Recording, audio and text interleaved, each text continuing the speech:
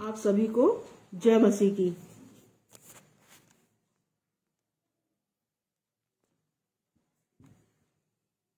भोर के प्रकाश से लेकर सांझ तक पिता परमेश्वर ने हम सबको संभाला, बहुत आनंदित रखा। हम सब खुश हैं और प्रभु परमेश्वर के साथ में हम आज हमने संगति की अपनी अपनी कलीसियाओं में जाके, और बहुत सुंदर आत्मिक रोटी को तोड़ा है हम सब ने, जिससे हमारी आत्माएं बहुत और अधिक हष्ट-पुष्ट होने पाई है। तो आइए हम छोटी सी प्रार्थना करते हैं, फिर वचन में जाएंगे। धन्यवाद धन्यवाद धन्यवाद पिता परमेश्वर, भोर के प्रकाश से लेके इस सांझ तक पिता तूने हम सबको भला चंगा रखा। धन्यवाद धन्यवाद, तेरी स्तुति हो, तेरी महिमा हो, तेरी आराधना हो, तेरी जय जयकार हो पिता। तू अति स्तुति की योग्य पिता परमेश्वर। हे त्रिएक परमेश्वर, तू हम में से हर एक का रक्षक और रखवाला निगहबान है पिता। तू हमसे बहुत प्रेम करता है पिता। तूने अपनी हथेली पे हमारे चित्र गोद के बनाए हैं पिता। तूने हमसे इतना प्रेम रखा है कि तूने अपने इकलौते बेटे को हमारे लिए दे दिया पिता। हाँ पिता परमेश्वर, इससे बड़ा प्रेम और क्या हो सकता है पिता। विनती और प्रार्थना पिता, उस प्रेम को प्रभु जी हम भी पहचाने पिता, और तेरे प्रेम जैसे तू हमसे प्रेम करता है, हम भी तुझसे उतने ही अधिक प्रेम करने वाले हो सके। हर एक के मनों को प्रभु जी खोलना पिता परमेश्वर, और ये जो तेरा सुंदर वचन है पिता, जीवित वचन है, ये हर एक के मनों में प्रभु जी बस अधिकाई से बसने पाए होने देना पिता। तुझसे यही विनती और प्रार्थना है। पवित्र आत्मा पिता, तू समय मेरे संग और साथ हो, और पिता मेरे मुंह की और मेरे मस्तिष्क की, मेरी होठों की, मेरी जीभ की चौकसी करना पिता। जो वचन तूने मुझे दिया है पिता, वो वचन प्रभु जी मैं नहीं परंतु तू मेरे मुख से होके बोलना है। पवित्र आत्मा पिता, मेरी मदद सहायता करना पिता। तुझसे यही विनती और प्रार्थना है, ताकि ये वचन पिता जो जीवित है, जो तेरी ओर से है पिता, ये वचन प्रभु जी हर एक के मनों में अधिकाई से फल लाने वाला हो सके। हाँ पिता परमेश्वर, दया कर पिता, हर एक पे दया कर। तेरी स्तुति, तेरी हम दो सन्ना हम करते हैं पिता। धन्यवाद धन्यवाद, हर एक आशीष के लिए धन्यवाद, हर एक अनुग्रह के लिए धन्यवाद। हाँ पिता परमेश्वर, मैं पूरी नम्रता और दीनता से तेरे सम्मुख, तेरे चरणों के पास आके तुझसे विनती और प्रार्थना करती हूँ पिता। तेरे प्रभु के दास पिता, जो प्रभु जी पवित्र आत्मा के सामर्थ्य से पिता परमेश्वर तेरे सुसमाचार प्रचार में लगे हैं। तेरे बेटे का आना बहुत निकट है पिता, और प्रभु जी हर एक घुटना, हर एक जीव प्रभु जी तेरे बेटे को अपना उद्धार करता स्वीकार करे पिता, ताकि उनकी भी आत्माएं बचाई जाए प्रभु जी। इन प्रभु के दासों को जो लौ लगा के पिता एक मन एक चित होकर के प्रभु जी तेरे बेटे का सुसमाचार प्रचार कर रहे हैं, उनको नाम बनाम आशीषित करना पिता। हाँ पवित्र आत्मा पिता, हर एक को प्रभु जी जो वरदान तू ने दिए हैं पिता, और अधिक वरदानों से भरना प्रभु जी। तुझसे यही विनती और प्रार्थना, ताकि हर एक घुटना, हर एक जीव प्रभु जी तेरे स्वर्गीय राज में आने पाए जैसे तू चाहता है। तू एक भी आत्मा को प्रभु जी नाश नहीं करना चाहता प्रभु जी। धन्यवाद धन्यवाद धन्यवाद धन्यवाद धन्यवाद। सारा आदर, इज्जत, महिमा, स्तुति, गौरव तुझे मिले पिता। ये छोटी सी विनती तेरे इकलौते बेटे, मेरे उद्धार के कर्ता, जीवन के दाता प्रभु यीशु मसीह के नाम से मांगती हूँ। आमीन आमीन और आमीन। बहनों भाइयों, आज मैंने जो विषय लिया है वो है परमेश्वर के राज्य में प्रवेश की शर्त।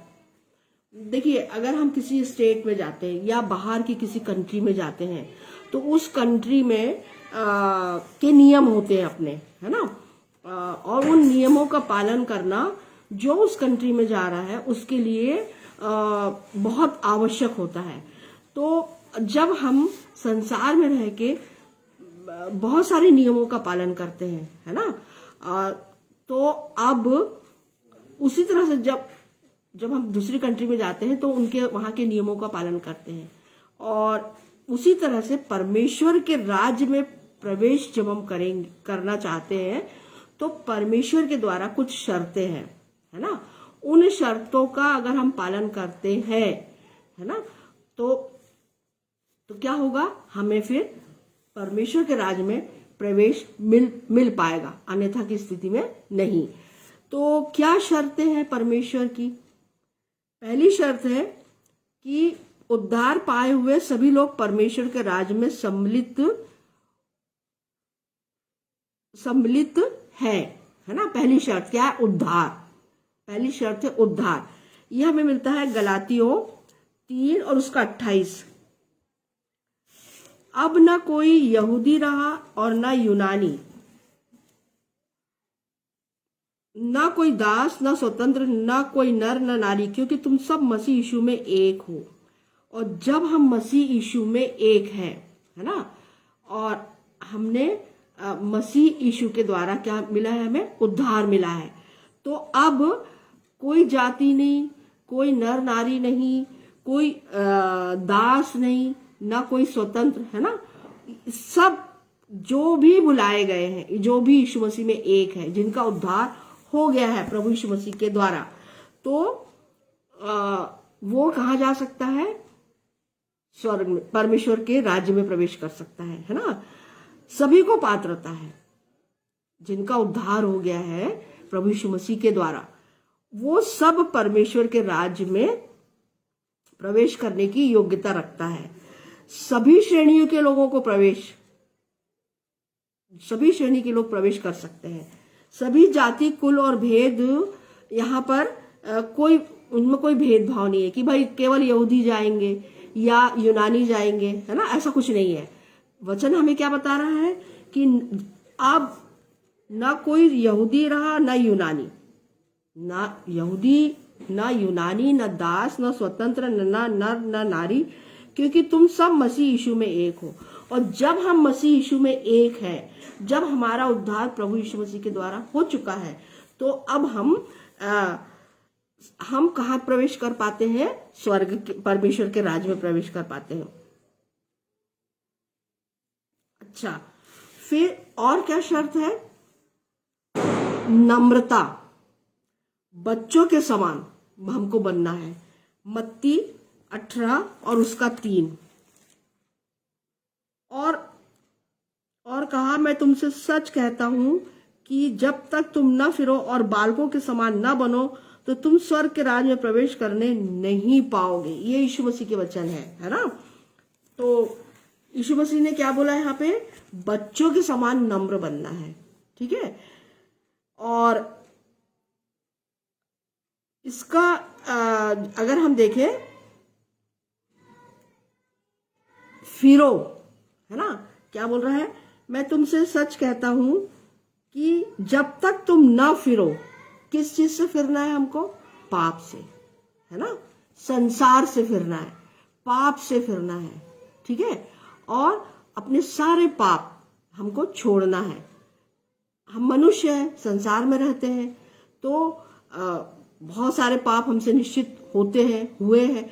लेकिन जब हम प्रभु यीशु मसीह की शरण में आते हैं, है ना, और प्रभु यीशु मसीह को अपना उद्धारकर्ता स्वीकार करते हैं, पापों का अंगीकार करते, एक एक पाप का अंगीकार करते हैं हम, कि मैंने झूठ बोला, मैंने निंदा की, मैंने चोरी की, है ना। ये एक एक पापों का हमको अंगीकार करना है प्रभु यीशु मसीह के सामने, पश्चाताप करना है, मुंह से बोलना, अंगीकार करना, पश्चाताप करना है।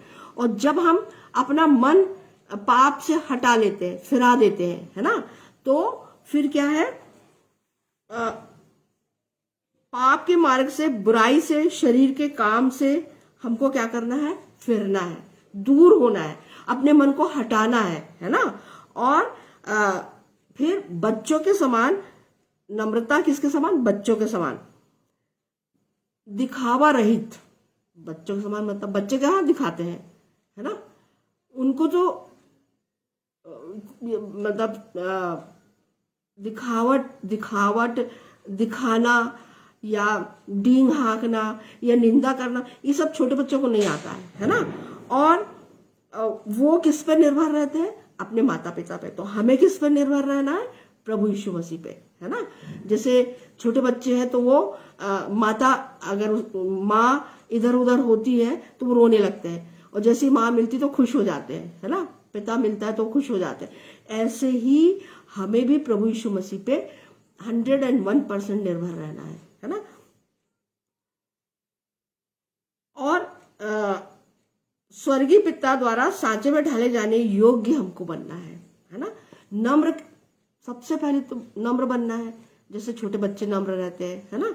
और भोले, छोटे बच्चे कैसे रहते हैं, भोले रहते हैं। उनको आप डांट दो, डपट दो, मार दो, और परंतु वो नाराज नहीं होते, थोड़ी देर बाद फिर वो आपके पास आ जाएंगे, क्योंकि वो भूल जाते हैं, है ना।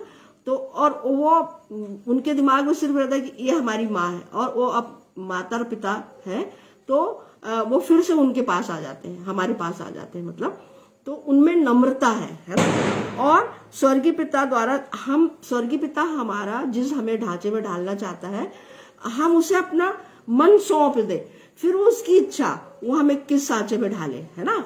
तो वो हमारा कुम्हार है और हम मिट्टी है, तो वो जिस सांचे में ढालेगा हमको स्वीकार है, क्योंकि हमको कहाँ जाना है, परमेश्वर पिता के राज्य में प्रवेश करना है ना, स्वर्गीय राज्य में प्रवेश करना है। तो अब उस राज्य का अधिकारी सर्वे सर्वा कौन है, हेड कौन है, पिता परमेश्वर, है ना, प्रभु यीशु मसीह। तो हमको उसके अनुसार ढलना है।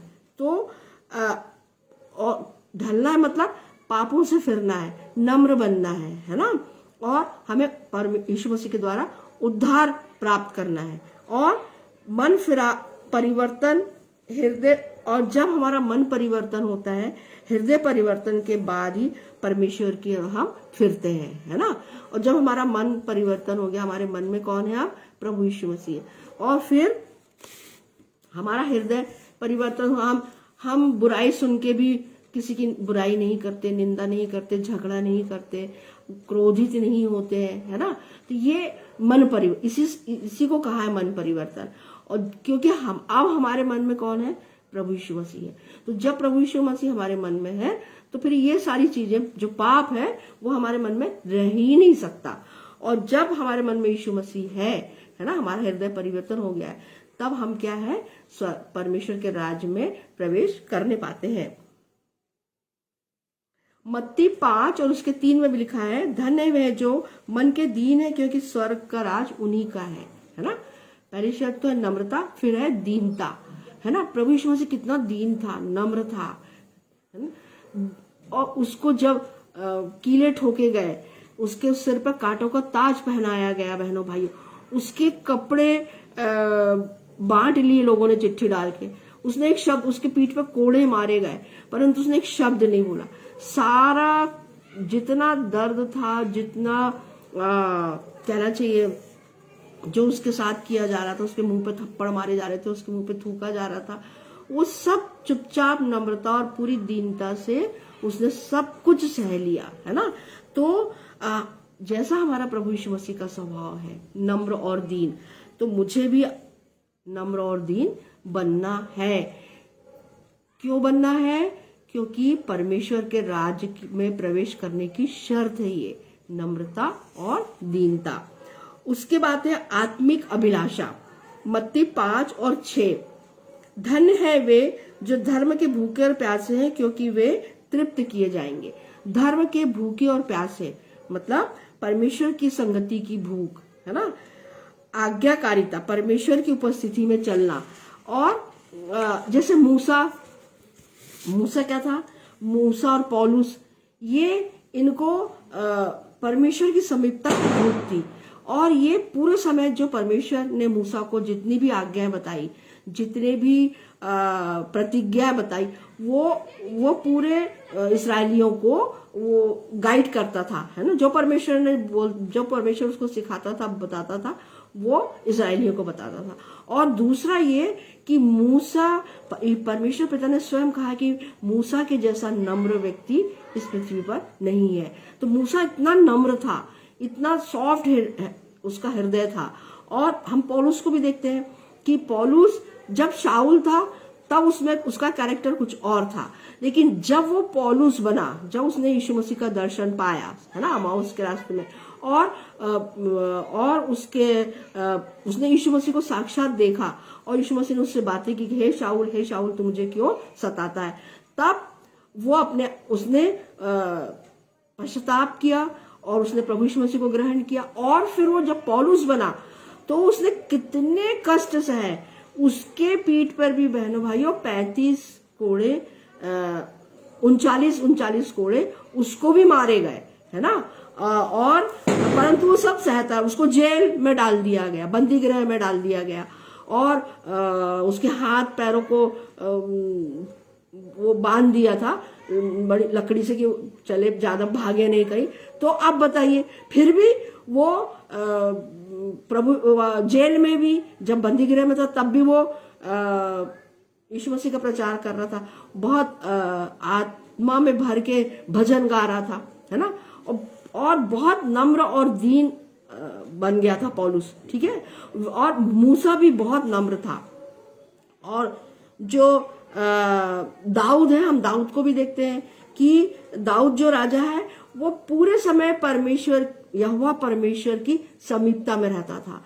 और इसीलिए तो उस परमेश्वर ने दाऊद को बचपन से ही चुना था, है ना। हम जब पहला शामूएल पढ़ते हैं तो पहला शामूएल 17 की परमेश्वर ने शामूएल नबी से कहा कि वहां जा और उसका अभिषेक कर, ईशे के पुत्र, है ना। तो सारे पुत्र आ गए ईशे के, लेकिन दाऊद कहाँ था? वो तो चरवाहा था, अपने पिता की भेड़ बकरियों को चरा रहा था। तो परमेश्वर ने बोला नहीं, और उससे बोल कि एक और तेरा पुत्र है। तो ईशे ने बोला हाँ वो भेड़ बकरी चराता है। तो शामूएल ने बोला जा उसको लेकर आ, और वो लेकर आता है।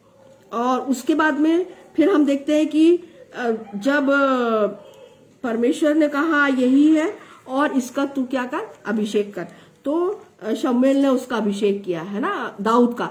और फिर हम ये पढ़ते हैं कि परमेश्वर की आत्मा दाऊद पे बलपूर्वक उतरती थी, बहनों भाइयों। और जो दाऊद है वो जो जब युद्ध करने जाता था तो परमेश्वर उसके साथ रहता था और सारे युद्ध दाऊद जीतता था। तो दाऊद भजन गाता था, है ना। और वो पूरे समय परमेश्वर सुबह अति भोर को, फिर दोपहर में, फिर सांझ में परमेश्वर से प्रार्थना करता था। तो वो उसने पूरे समय वो परमेश्वर की स्तुति और आराधना करता था। अब आप देखिए कि परमेश्वर ने इन लोगों को चुना भी, क्योंकि ये कैसे थे, मन में नम्र थे, दीन थे, है ना। और परमेश्वर के पीछे पीछे चलने वाले लोग थे ये। तो आज हमें भी परमेश्वर के पीछे चलना है। और आत्मिक जो अभिलाषा जो है, आत्मिक अभिलाषा, सांसारिक अभिलाषा नहीं, आत्मिक अभिलाषा। धन्य है वे जो धर्म के भूखे और प्यासे हैं, क्योंकि वे तृप्त किए जाएंगे। तो हमें परमेश्वर की साथ संगति रखना, मतलब वचन पढ़ना है, प्रार्थना करना है, उपवास करना है ना। और अपने जो लोग हैं जो हमको वचन सुनाते हैं, हमारे पासवान हैं, प्रभु के दास हैं बहुत सारे, तो उनके साथ संगति रखना है। और परमेश्वर की आज्ञाकारिता में बने रहना है ना। परमेश्वर की उपस्थिति में चलना है। यही सब चीजें तो परमेश्वर को भाती है ना। और जैसे भजन 42:1 में दाऊद प्रार्थना कर रहा है, जैसे हिरणी नदी के जल के लिए हाँफती है, वैसे ही है परमेश्वर मैं तेरे लिए हाँफता हूँ, है ना। और पूरे समय दाऊद परमेश्वर को अपने सामने रखता था, मतलब परमेश्वर की आराधना, स्तुति और परमेश्वर की स्तुति भजन गाने में ही मग्न रहता था वो। और हमें अपने जीवन में परमेश्वर को पहला स्थान देना है ना। जब हम अपने जीवन में परमेश्वर को पहला स्थान देते हैं, फिर देखिए आप, परमेश्वर हमें कितना ऊंचा उठाता है। उसकी बातों को महत्व देना। जब हम पवित्र शास्त्र पढ़ते हैं तो हमें पवित्र शास्त्र की बातों को महत्व देना है ना। अभी हमको ये बताया जा रहा है, पवित्र शास्त्र बता रही है, प्रभु यीशु मसीह ने स्वयं कहा है सुसमाचार में कि बहुत सारे भरमाने वाले शिक्षक, भेड़िए, मतलब शिक्षक उठ खड़े होंगे, है ना। और भेड़ों के भेष में कौन आएंगे? भेड़िए। तो तुम इनसे क्या रहो? सावधान रहो। तो बहनों भाइयों, आज हमको बहुत सावधान रहना है कि हम अपने पिता परमेश्वर की संगति कर रहे हैं, परमेश्वर पिता की बातों को सुन रहे हैं, है ना। हाँ, उसकी आवाज को सुन रहे हैं। जब हम पवित्र शास्त्र पढ़ते हैं तो पवित्र शास्त्र हमें बिल्कुल चेतावनी देता है, सिखाता है, समझाता है कि हमें परमेश्वर की ही संगति में, प्रभु यीशु मसीह की ही संगति में बने रहना है और उसकी बातों को महत्व देना, मतलब पवित्र शास्त्र को महत्व देना है। जैसे मूसा या पौलुस परमेश्वर पिता की बातों को ही महत्व देते थे, वो और किसी की बातों को महत्व नहीं देते थे। मूसा किसी की बात को महत्व नहीं देता था, परमेश्वर की बात को वो पूरा 101% महत्व देता था। और जैसे परमेश्वर पिता बताते थे, गाइड करते थे, वैसे वैसे वो चलता था और वैसे वैसे वो काम करता था। फिर है नया जन्म पाना, है ना। तो नया जन्म पाना भी बहुत जरूरी है। आत्मिक जन्म, नया जन्म मतलब आत्मिक जन्म। यूहन्ना 3 और उसका 3 से 5 तक पढ़ना चाहूंगी। यीशु ने उसको उत्तर दिया, मैं तुमसे सच सच कहता हूं कि यदि कोई नए सिरे से न जन्मे तो परमेश्वर को राज देख नहीं सकता, है ना। यहाँ पर पिछली बार अपन ने देखा था कि निकोदेमुस जो है, जो फरीसियों, जो सहेद्रिन की जो सभा थी उस समय, यहूदियों की जो सभा थी, उसका एक सरदार था। और परंतु वो प्रभु यीशु मसीह पे विश्वास करता था और प्रभु यीशु मसीह को पसंद करता था वो, है ना। क्योंकि प्रभु यीशु मसीह ने परमेश्वर पिता के स्वर्ग के राज के लिए जो वो उपदेश जो देता था, उसको वो बहुत ध्यान से सुनता था और मानता था कि ये परमेश्वर का निश्चित जन है ना। तो वो यीशु मसीह के पास आता है, एक रात चुपके से आता है और आके पूछता है कि हे रब्बी, हम जानते हैं कि तू परमेश्वर की ओर से गुरु होकर आया है, क्योंकि कोई इन चिन्हों को जो तू दिखाता है, यदि परमेश्वर उसके साथ ना हो तो नहीं दिखा सकता है। वो इस बात को स्वीकार करता है कि तू परमेश्वर का जन है ना। फिर यीशु ने उसको उत्तर दिया, मैं तुझसे सच सच कहता हूं कि यदि कोई नए सिरे से न जन्मे तो परमेश्वर का राज देख नहीं। नए सिरे से जन्म लेने का अर्थ है कि हमें आत्मिक जन्म, है ना, इसका आत्मिक जन्म है। नया जन्म लेना अनिवार्य है, क्योंकि मसीह से अलग हर व्यक्ति अपने स्वभाव से पापी है ना। जब हम प्रभु यीशु मसीह में नहीं है, प्रभु यीशु मसीह के साथ नहीं है, तो हमारे मन में कौन है? अंधकार है, शैतान है ना, सांसारिकता है, ठीक है ना। हम पापी हैं। तो अब इस पाप को हमारे मन से दूर करना है, अंधकार को दूर करना है, शैतान को दूर करना है। तो हमें क्या करना पड़ेगा? मसीह के सामने अपने पापों का अंगीकार करना पड़ेगा, यीशु मसीह के सामने, और फिर सच्चे मन से स्वीकार करना पड़ेगा, और फिर बपतिस्मा लेना पड़ेगा, पापों से पश्चाताप करना है, अंगीकार करना है, मुंह से अंगीकार करना है। और जैसे मैंने आपको बताया कि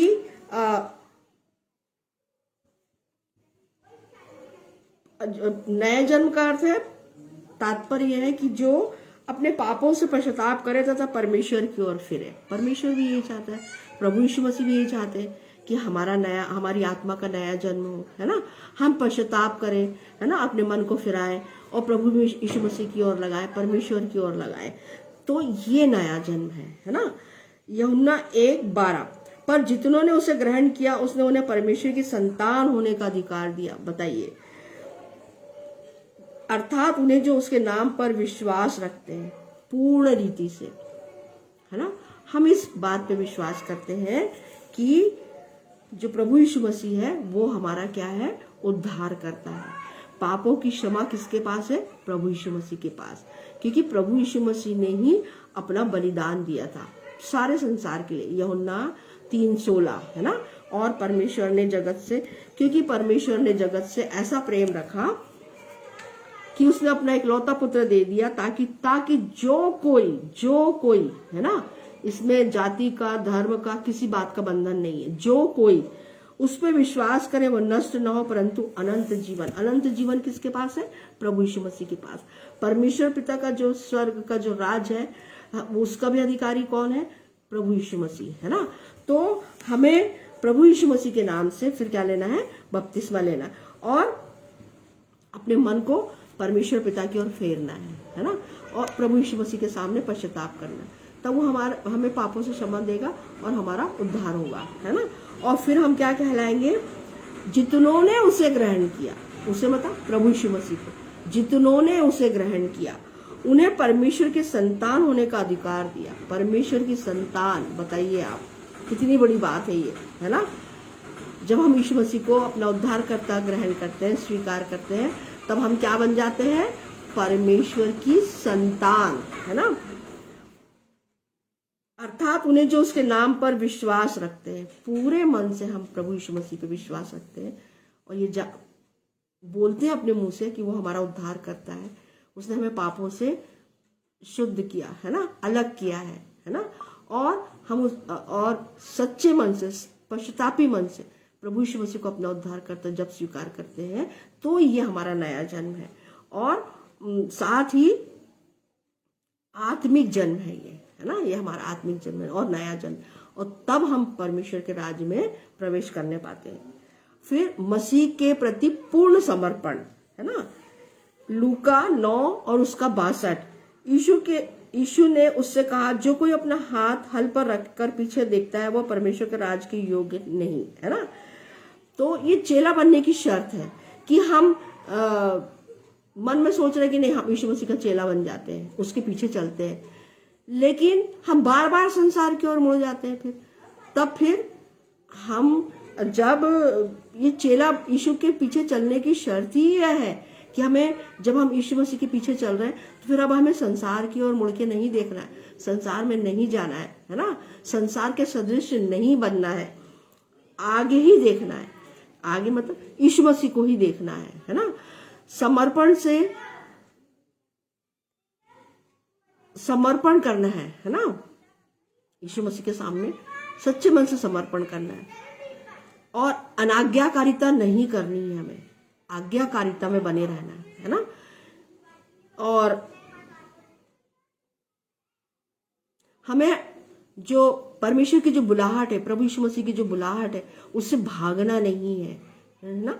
हमें, जब हमने यीशु मसीह को अपना उद्धारकर्ता स्वीकार कर लिया, मतलब हमारी बुलाहट है परमेश्वर पिता के राज्य के लिए, फिर हमको भागना नहीं है, हमें पीछे नहीं हटना है, पीछे हल देखना नहीं है ना, मतलब पीछे नहीं देखना, मतलब संसार में फिर से नहीं जाना, फिर से पाप नहीं करना है, और हमें लक्ष्य से भी नहीं भटकना है। जब हमने उस क्रूस को देख लिया कि उस क्रूस पे मेरा प्रभु मेरे पापों के लिए बलिदान हुआ था, जब मैं अपने मन से इस बात को स्वीकार करती हूँ, मानती हूँ, है ना, और अपने पापों को देखती हूँ कि प्रभु यीशु मसीह ने ले लिया, है ना, और मेरे हृदय को उसने, मेरी आत्मा को उसने अपने लहू से धोके शुद्ध कर दिया, तो अब मेरा लक्ष्य क्या है? प्रभु यीशु मसीह है ना। और प्रभु यीशु मसीह के पास क्या है? उद्धार है, पापों की क्षमा है, अनंत जीवन है ना, अनंत जीवन, स्वर्ग के राज का जीवन, अनंत जीवन है। तो इस लक्ष्य से मुझे पीछे नहीं हटना है ना। फिर विश्वास और प्रेम में बने रहना है। याकूब 2 और 5, हे मेरे प्रिय भाइयों सुनो, क्या परमेश्वर ने इस जगत के कंगालों को नहीं चुना कि विश्वास में धनी और उस राज्य के अधिकारी हो जिसकी प्रतिज्ञा उसने उनसे की है जो उससे प्रेम रखते हैं, है ना। परमेश्वर पिता ने, हम जब पुराना नियम पढ़ते हैं बहनों भाइयों, तो हम ये देखते हैं कि परमेश्वर पिता ने किन लोगों को चुना?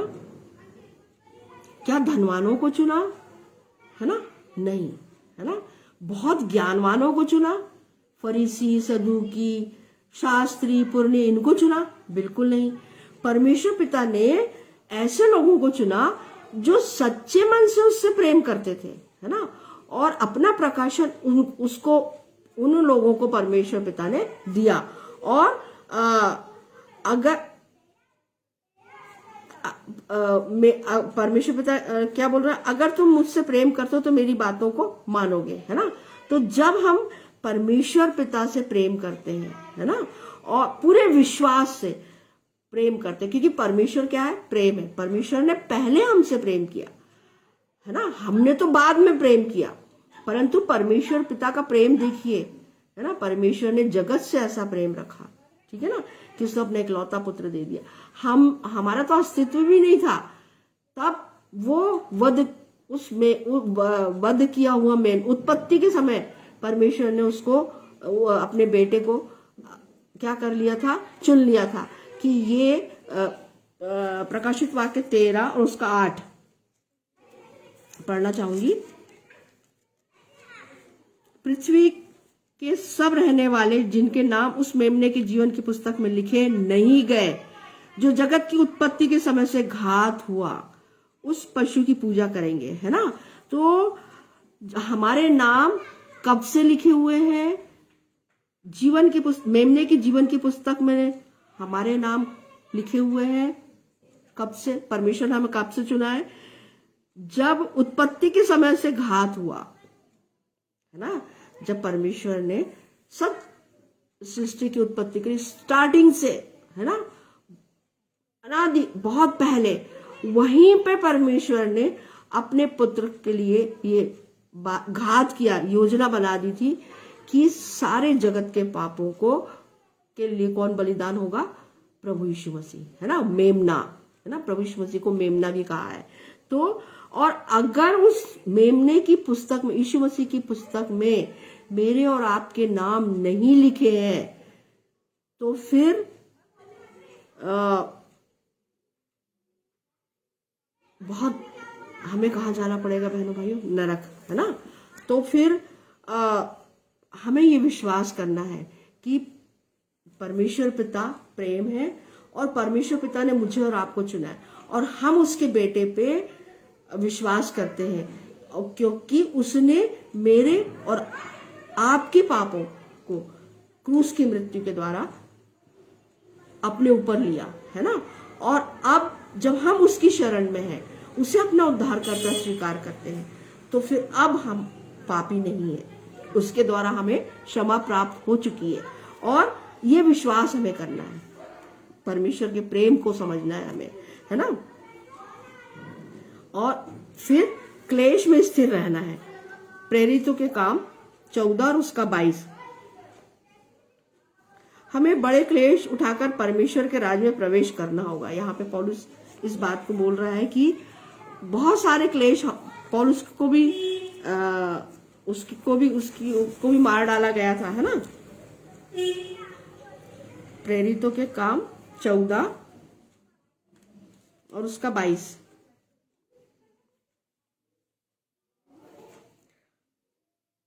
और चेलों के मन को स्थिर करते रहे और यह उपदेश देते थे कि विश्वास में बने रहो, और यह कहते थे हमें बड़े क्लेश उठाकर परमेश्वर के राज में प्रवेश करना होगा, है ना। परमेश्वर के राज में प्रवेश करने के लिए बहुत कठिनाइयां हैं, इसमें कोई शक की बात नहीं है ना। और ये परंतु परमेश्वर का अनुग्रह है हमारे साथ कि उन क्लेशों में भी परमेश्वर क्या करता है? हमें थामे रखता है ना। और वो समस्या, जो ढेर समस्या है हमारे पास में, पर हमको उसमें स्थिर रहना है ना, क्योंकि हम संसार में है। फिर हर परिस्थिति में, चाहे कैसी भी परिस्थिति आए, परंतु हमें परमेश्वर का साथ नहीं छोड़ना है, प्रभु यीशु मसीह को नहीं छोड़ना है। जब हम प्रभु को अपना जीवन सौंपते हैं, उसके अनुसार चलते हैं, तो सांसारिक क्लेश तो होगा, है ना। प्रभु यीशु मसीह ने भी कहा है, तो मेरे नाम जो मेरे पीछे चलेगा उसे अपना क्रूस उठाना है, पहली बात। और मेरे नाम से तुम्हें ताड़ना मिलेगी, है ना, और मेरे नाम से तुम सताए जाओगे। तो परंतु कोई दिक्कत नहीं है, क्योंकि हमारे साथ कौन है? स्वयं पिता परमेश्वर है और प्रभु यीशु मसीह है। इफिसियों 6:12, क्योंकि हमारा यह मल्ल युद्ध लहू और मांस से नहीं, परंतु प्रधानों से और अधिकारियों से और इस संसार के अंधकार के हाकिमों से और उस दुष्टता की आत्मिक सेनाओं से है जो आकाश में है ना। तो और वही क्या करता है? हमारे ऊपर समस्या पे समस्या, परेशानियों पे परेशानी डालता जाता है ना। कब? जब हम परमेश्वर के पीछे चलते, जब हम यीशु मसीह को अपना उद्धार करता स्वीकार करते, वो हमें डिस्टर्ब करना चाहता है ना, भटकाना चाहता है। पर बहनों भाइयों, हमें भटकना नहीं है, क्योंकि हमारा जो मल युद्ध है वह मांस और लहू से नहीं है, परंतु प्रधान से और अधिकारियों से और इस संसार के अंधकार के हाकिमों से और उस दुष्टता की आत्मिक सेनाओं से जो आकाश में है ना। तो उनसे हमें डरना नहीं है, ठीक है। और उनका सामना प्रभु यीशु मसीह की से सामर्थ्य पा करके करना है।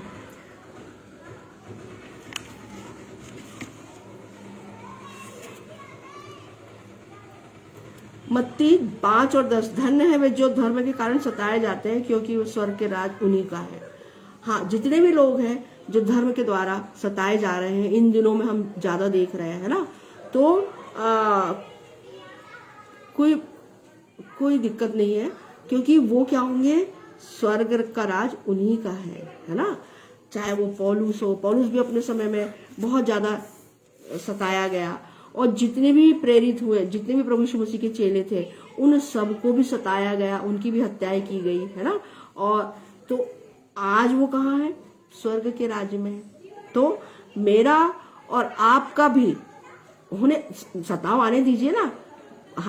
सताव आना तो लिखा है हमारे पवित्र शास्त्र में कि जो प्रभु यीशु मसीह के पीछे चलेंगे उनके ऊपर सताव तो आएगा, है ना।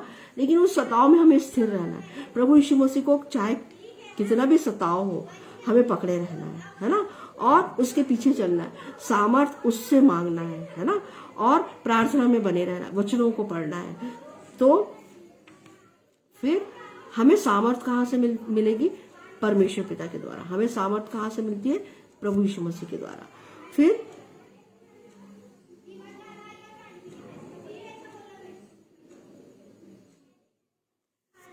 आज हम देखते हैं कि हम बहुत परेशान रहते हैं, है ना, कैरियर को लेकर, आर्थिक परेशानियों को लेकर, स्वास्थ्य को लेकर के, है ना। और ये सारी परेशानियों को हम संसार में रहते हुए महसूस करते हैं।